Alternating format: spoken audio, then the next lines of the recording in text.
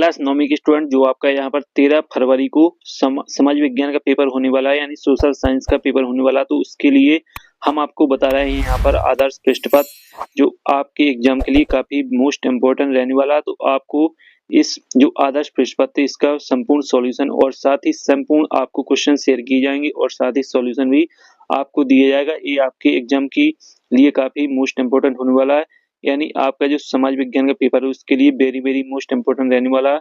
आप यदि इसे पढ़ते हैं तो आपके 50 से 60% मार्क्स आपके यहाँ पर आने वाले हैं। तो आप इस पेपर को जरूर पढ़िए, ये आपका आदर्श पृष्ठ पत्र है और 13 फरवरी का जो एग्जाम उसके लिए काफी हेल्पफुल होने वाला है। तो यहाँ पर आप देख सकते हैं जो आपका ये पेपर है वो आप यहाँ पर देख लीजिए, 75 नंबर का आपका पेपर रहेगा। 23 क्वेश्चन आपके टोटल देखने को यहाँ पर मिल जाएंगे और कक्षा 9वीं का इस समाज विज्ञान का आदर्श पृष्ठ पत्र है।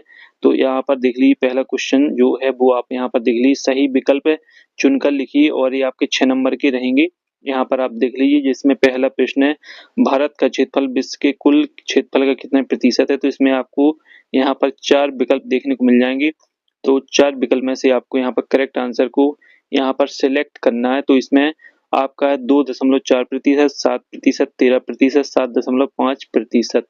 तो इसमें जो आपका करेक्ट आंसर हो जाएगा वो है आपका यहाँ पर 2.4%। इसके बाद है आपका दूसरा, भारत में पृथ्वी की सतह का सबसे प्राचीन भाग कौन सा है।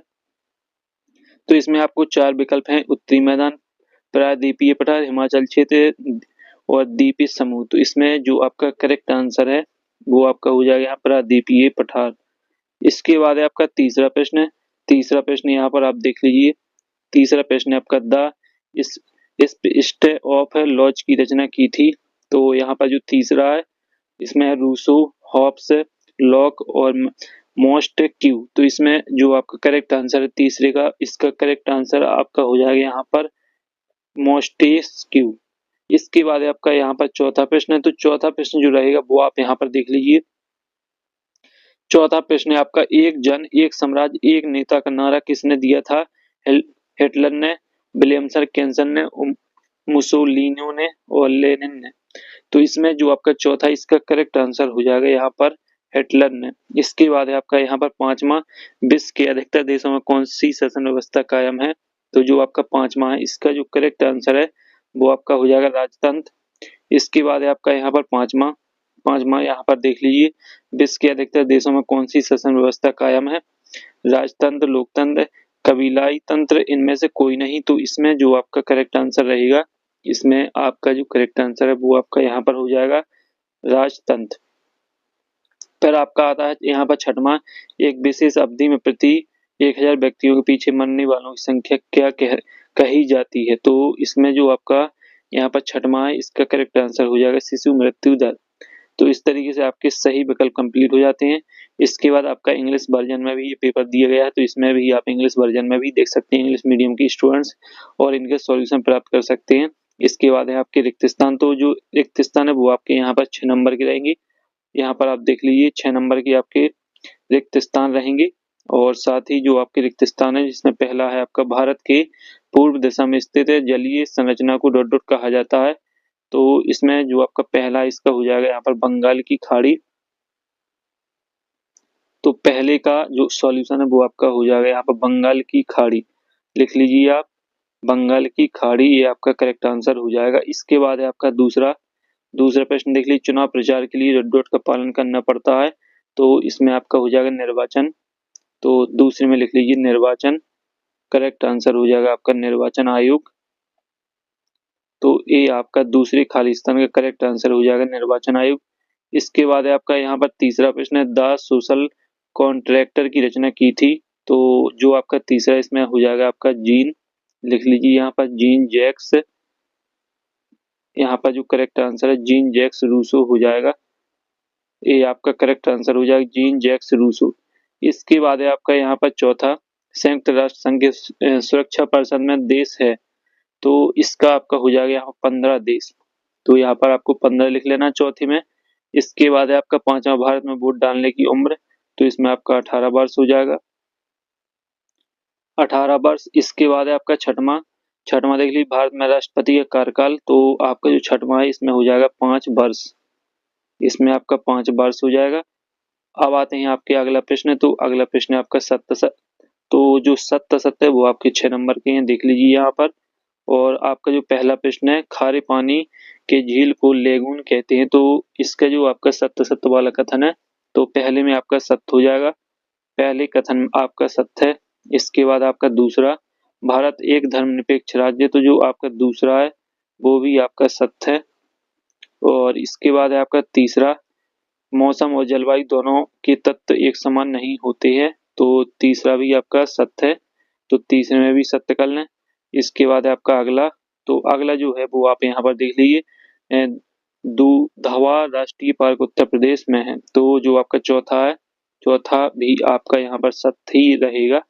और इसके बाद है आपका यहाँ पर पांचवा, लोकतंत्र में शासकों का चुनाव जनता करती है। तो ये आपका जो पांचवा है वो भी आपका सत्य है, तो पांचवा में भी आप सत्य कर लीजिए। इसके बाद जो आपका छठवां है, रूस में छोटे किसानों को कुल्क कहा जाता है। तो आपका जो छठवां है वो भी आपका सत्य है। तो इस तरीके से आपके सत्य सत्य कंप्लीट हो जाते हैं। अब आते हैं स्टूडेंट्स आपकी सही जोड़ी। तो जो सही जोड़ी है वो आपकी यहाँ पर 6 नंबर की देख लीजिए, जिसमें आपकी पहली सही जोड़ी है दोआब। तो जो आपका दोआब है वो आपका यहाँ पर करेक्ट आंसर हो जाएगा, दो नदियों के बीच का भाग। फिर है फूलों की बौछार, तो फूलों की बौछार हो जाएगा कहवा। और इसके बाद है तीसरा, भारत का संविधान बना। तो जो भारत का संविधान बना, तो इसका जो करेक्ट आंसर है वो है 26 जनवरी 1949 को, सॉरी 26 नवंबर 1949 को। इसके बाद है धारा, तो धारा का हो जाएगा यहाँ पर आपका जो धारा चौथा है आपका, चौथा का हो जाएगा यहाँ पर आपका किसी दस्तावेज का खास हिस्सा। फिर हरित क्रांति की जनक, तो हरित क्रांति की जनक हो जाएगा एम एस स्वामीनाथन, निरंतर रेखा का मापन। तो इसमें आपका हो जाएगा यहाँ पर राष्ट्रीय प्रतिदर्श संरक्षण संगठन। इसके बाद है आपका यहाँ पर अगला प्रश्न है। तो अगला प्रश्न यहाँ पर देख लीजिए। अब है आपके एक शब्द एक वाक्य जो कि आपके 6 नंबर के हैं। इसमें आपका पहला, पृथ्वी के मध्य में 0 डिग्री अक्षांश रेखा को किस नाम से जाना जाता है? तो इसमें आपका रहेगा भूमध्य रेखा। तो इसमें हो जाएगा आपका भूमध्य रेखा। पहले में आप कर लीजिए भूमध्य रेखा, कॉपी में नोट कर लें और याद भी करते चलें। इसके बाद दूसरा, नागार्जुन सागर नदी परियोजना किस नदी पर है? तो इसमें आपका हो जाएगा कृष्णा नदी पर। तो इसमें आप कृष्णा नदी कर लीजिए, कृष्णा नदी।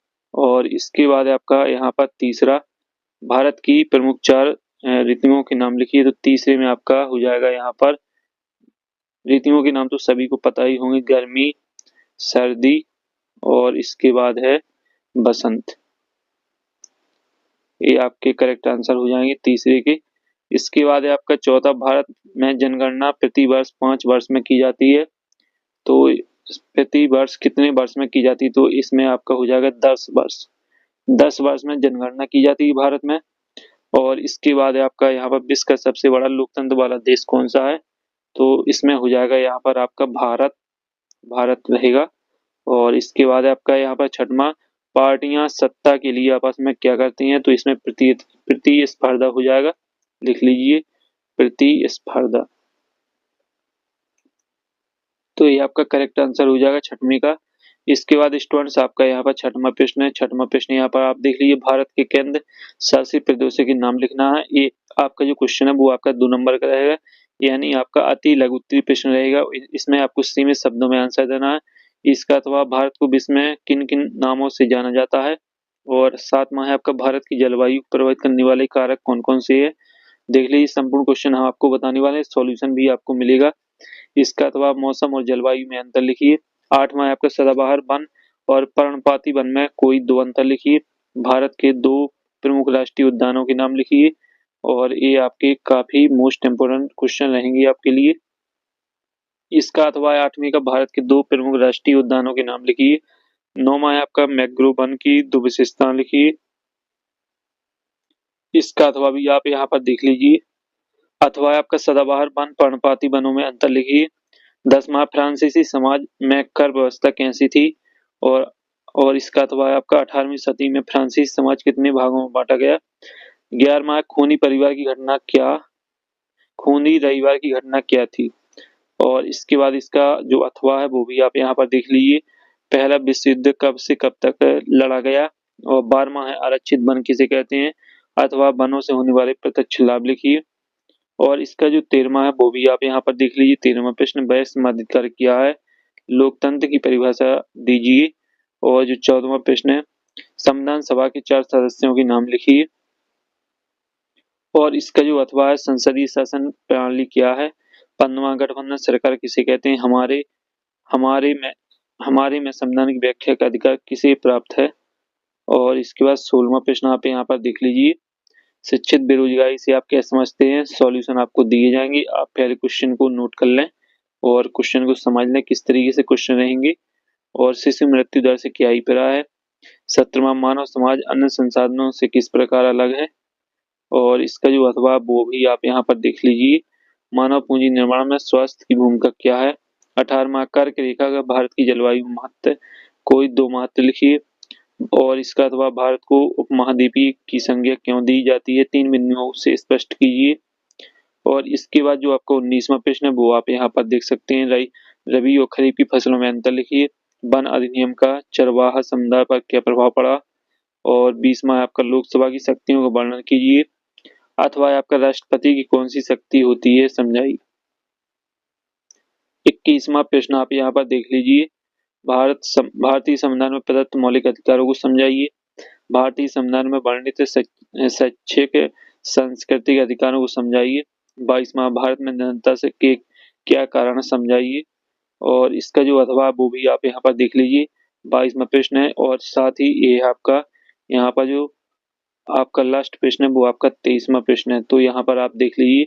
तो इस तरीके से जो आपके यहाँ पर प्रश्न है वो कंप्लीट हो जाते हैं, और इनके जो यहाँ पर आंसर है, सॉल्यूशन है, वो आपको यहाँ पर टेलीग्राम में मिल जाएंगे। टेलीग्राम को आप ज्वाइन करें तो आपको टेलीग्राम की लिंक वीडियो के डिस्क्रिप्शन में देखने को मिल जाएगी। तो इस तरीके से आपका जो आदर्श प्रश्न पत्र है वो कंप्लीट हो जाता है। आई होप कि आपको यह वीडियो यहाँ पर स्पष्ट तरीके से समझ में आ गया होगा। अगले वीडियो में फिर मिलें, तब तक के लिए जय हिंद, वंदे मातरम।